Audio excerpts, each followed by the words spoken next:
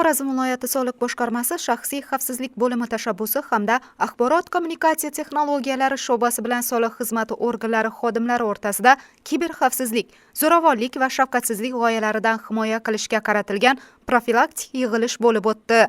Yig'ilishda mutaxassislar tomonidan Telegram messenjerlari va boshqa ijtimoiy tarmoqlar orqali bo'layotgan firibgarliklarga aldanib qolmaslik, ayniqsa moliyaviy masalalar, pul berish bilan bog'liq har qanday ko'rsatmalarga e'tiborli bo'lishlari haqida ko'rgazmali roliklar orqali to'xtalib o'tildi va tegishli tushuntirish hamda tavsiyalar berildi.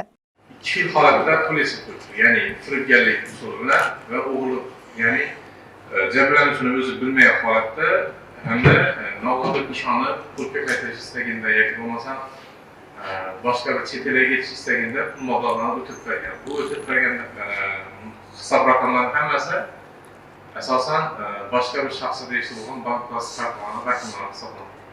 Ya'ni o'g'irliklarni oldini olish maqsadida barchaga eshitib, yaqinlaringizni aytsangiz xursand bo'lgan bo'lardim. Ya'ni kim bank plastik kartasi ulangan telefon raqamini hech qachon ijtimoiy tarmoqlarni yoki bo'lmasam Telegram messenjerini ochmasligimizni.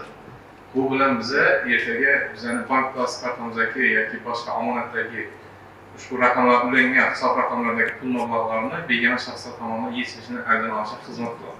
Bundan tashqari yig'ilishda xodimlar o'z xizmat faoliyati davomida soliq to'lovchilar bilan odob axloq qoidalariga rioya qilgan holda xushmuomalada bo'lishlari, ularga namunali xizmat ko'rsatishlari, korrupsiya holatlariga yo'l qo'ymasliklari, soliq to'lovchilarning murojaatlariga tezkorlik bilan javob berishlari lozimligi ta'kidlab o'tildi. Ushbu profilaktik yig'ilishda viloyatning barcha shahar va tumanlaridagi xodimlar Zoom platformasi orqali ishtirok etdi.